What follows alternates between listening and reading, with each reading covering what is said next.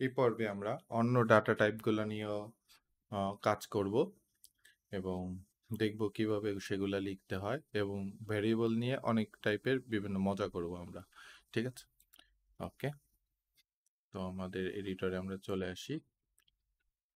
চলে আসার পর আমরা দেখলাম যে আসলে আমরা বাই ডিফল্ট প্রথম দিকে হচ্ছে দশমিক ছাড়া সংখ্যা লেখার জন্য ইন্টিজার ইউজ করব। আস্তে আস্তে আমাদের এটা প্র্যাকটিসে চলে আসবে, তখন আমরা বুঝবো যে আসলে কোন সময় কোন ডাটা টাইপটা ইউজ করব।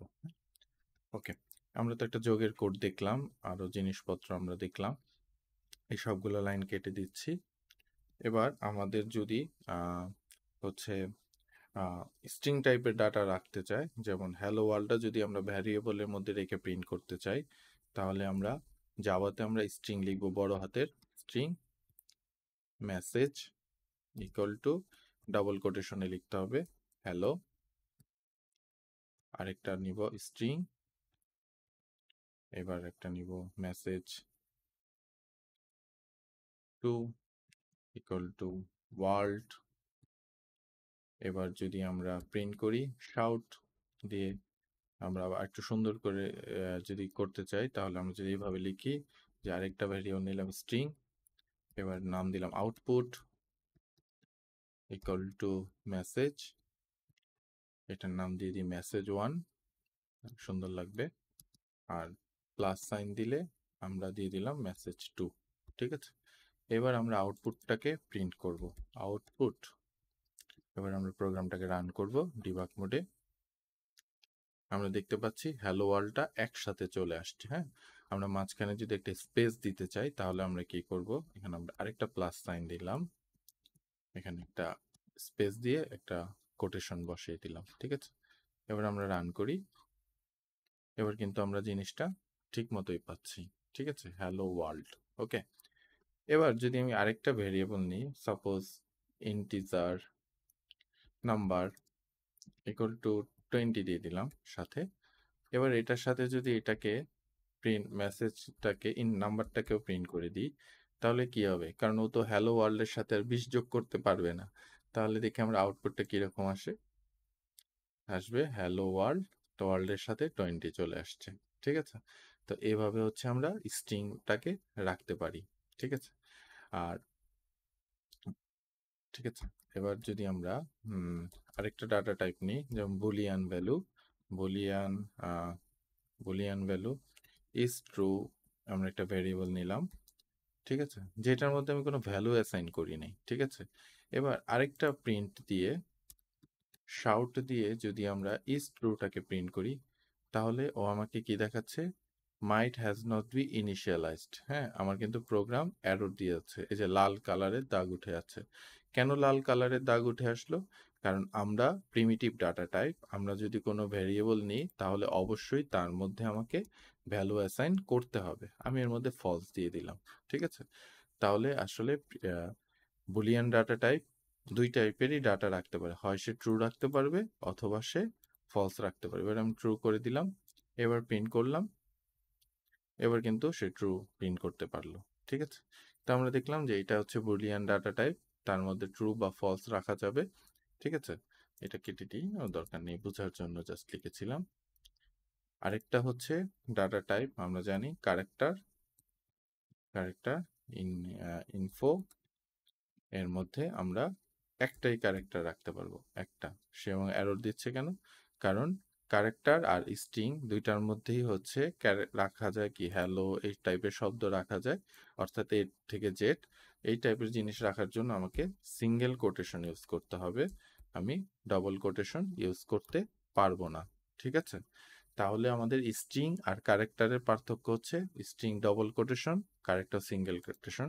এবং এর মধ্যে আমি যদি আরেকটা বসিয়ে দিই তাহলে হবে না। ক্যারেক্টার মানে একটা, অর্থাৎ একটা স্ট্রিং এর প্রত্যেকটাকে কিন্তু একটা করে ক্যারেক্টার বলে। এইচ একটা ক্যারেক্টার, ই একটা ক্যারেক্টার, এল গুলো একটা ক্যারেক্টার, ও হচ্ছে একটা ক্যারেক্টার। ঠিক আছে, তাহলে ক্যারেক্টারে একটা জিনিসই রাখা সম্ভব। ঠিক আছে, তাহলে আমরা দেখলাম যে আমাদের প্রিমিটিভের মোটামুটি আমরা সবগুলো ডাটা টাইপেরই ভ্যালু এখানে বসিয়ে টেস্ট করতে পারলাম। কিভাবে ভ্যালুগুলা রাখতে হয় সেটা আমরা দেখলাম। ঠিক আছে, তো এবার আরো কিছু যদি মজা করি আমরা, সাপোজ একটা ভেরিয়েবল নাম দিলাম ইন্টিজার, নাম্বার ইকুয়াল টু 10, ঠিক আছে। এবার একটা নিলাম বাইট, সেকেন্ড নাম্বার ইকুয়াল টু 5, ঠিক আছে। এবার আমি একটা ভেরিয়েবল নিলাম, সাপোজ ভেরিয়েবলের নাম লিখলাম সাপোজ সাম, তার মধ্যে আমরা ফার্স্ট নাম্বার নিলাম, প্লাস করলাম সেকেন্ড নাম্বার। এবার এইটার ডাটা টাইপ আমি কি লিখবো? আমরা দেখে মনে হচ্ছে যে আমরা জানি যে বাইট তো আসলে কতটুক পর্যন্ত ডাটা রাখতে পারে, বাইট -128 থেকে 28 টু 127 পর্যন্ত সে ডাটা রাখতে পারে। তাহলে আমরা তো এই ডাটা টাইপটা বাইট আরামে লিখতে পারি। কিন্তু দেখেন বাইট লেখার সাথে সাথে ও আমাকে এরর দিয়ে দিচ্ছে। কেন এরর দিচ্ছে? ও সবসময় এই ডাটা টাইপটা সেই ডাটা টাইপেই নিতে চাবে, এই দুইটার মধ্যে যে ডাটা টাইপটা হচ্ছে সবচেয়ে বড়। আমরা জানি ডাটা টাইপের, আমরা যদি এই ডকুমেন্টটাতে আসি, ডাটা টাইপের ডকুমেন্টেশন, আমরা জানি যে বাইটের থেকেও হচ্ছে ইন্টিজার বড়, ঠিক আছে। এই কারণে ও আমাকে বলতেছে যে এই ডাটা টাইপটা, ও ও আমাকে বলতেছে যে এটা অবশ্যই ইন্টিজার হইতে হবে, কারণ এই দুইটা ডাটা টাইপের মধ্যে বড় হচ্ছে ইন্টিজার। আমি যদি এবার ইন্টিজার করে দিই তাহলে কিন্তু সব প্রবলেম সলভ, কারণ ও ছোট জিনিসটাকে ইন্টিজারে ইজিলি রাখতে পারে, কারণ ইন্টিজারের মধ্যে তো 5ও রাখা যাচ্ছে, আবার 10ও রাখা যাচ্ছে, ঠিক আছে। আর আমরা কিছুক্ষণ কোড করার পর এখানে যেমন ইনডেন্টেশন ঠিক নাই, ঠিক আছে, আমরা হচ্ছে কন্ট্রোল অল্টা এল চাপ দিয়ে ইনডেন্টেশনটা ঠিক করে ফেলবো, ঠিক আছে, এবং ভেরিয়েবলের নামগুলা সুন্দর মতো নাম দিতে ট্রাই করব, ঠিক আছে। এবার আমরা হচ্ছে প্রিন্ট করে ফেলি শাউট, আমরা একটু সুন্দর করে লিখি টোটাল সাম ইজ, একটা কোলন দিলাম, এখানে একটা কোলন দেওয়ার পর এখানে হচ্ছে একটা ইকুয়াল সাইন দিলাম, তারপর প্লাস সাইন দিয়ে সামটাকে প্রিন্ট করি, তাহলে আমাদের আউটপুটটা দেখতে অনেকটা সুন্দর হবে, ঠিক আছে। দি সাম ইজ ইকুয়াল টু, যেহেতু দিয়েছি কোলন দিয়েছি, ইকুয়াল টু দরকার নেই, তাহলে আরো সুন্দর লাগবে। দি সাম ইজ 15, ঠিক আছে। এবার আমরা জানি, আমরা যদি এই ভ্যারিয়েবলটাকে একটা বাইট নিয়েছি, এটা যদি আমরা শর্ট নিতাম তাহলেও দেখেন ইন্টিজার রাখতে ও ছোট জিনিস বড় জিনিসে রাখতে ওর কোনো প্রবলেম নাই, এবং এটাকে আমি যদি শর্ট করতাম তারপরে কিন্তু সে এরর দিচ্ছে। কেন?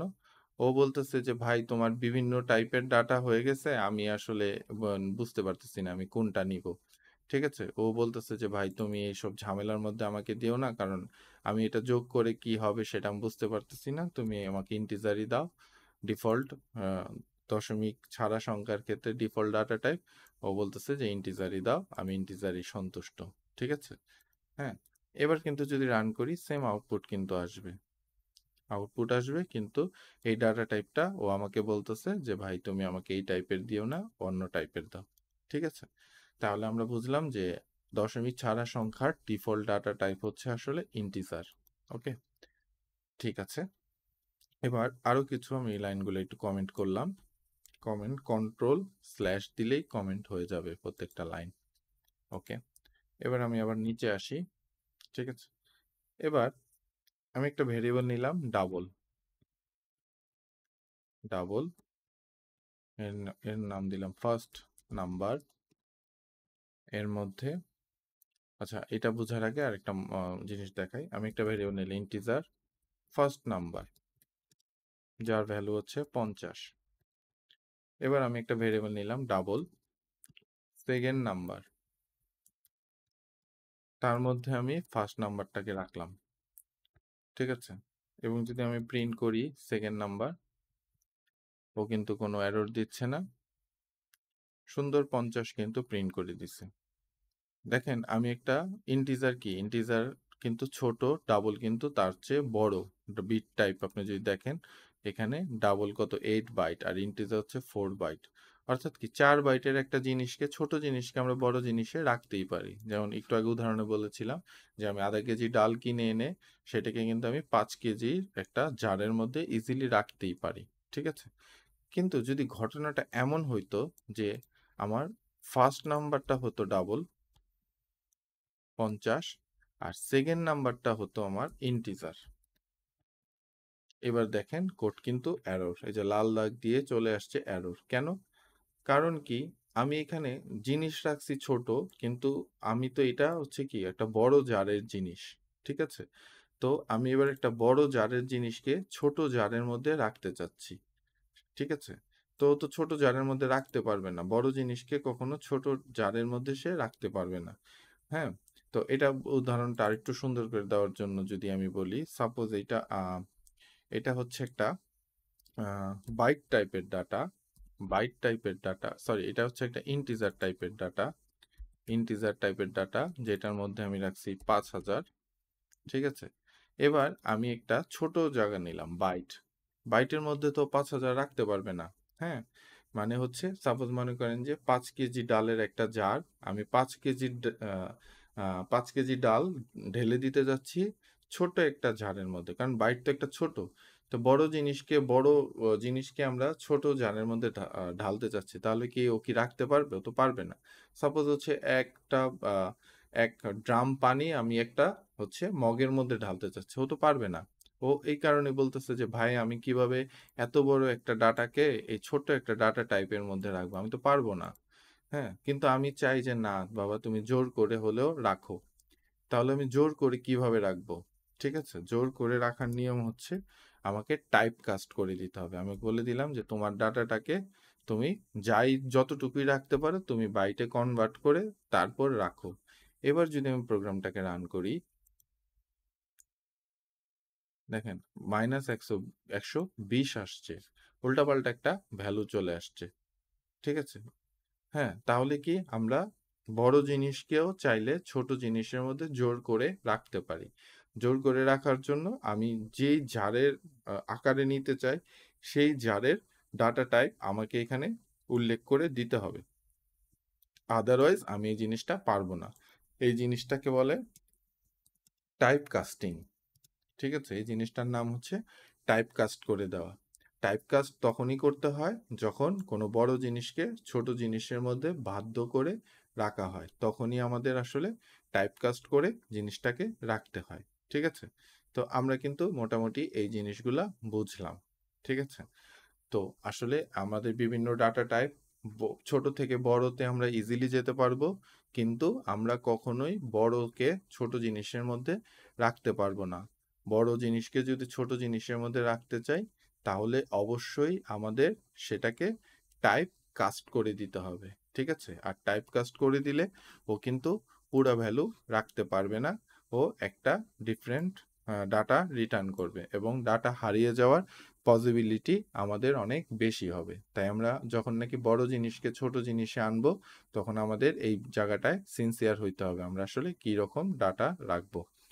পরের কোডে আমরা আরো আরো ডিপে যাব, যে আমরা তো এখন একটা নরমাল যোগের কোড করতেছি, সেটাকে আমরা আরো ইলাবোরেট করব, আরো গুছিয়ে কাজ করব। ঠিক আছে? এরপরে আমরা একটা ক্যালকুলেটর বানাতে চেষ্টা করব, অর্থাৎ যোগ, বিয়োগ, গুণ, ভাগ দিয়ে। ঠিক আছে? ওকে, বাই।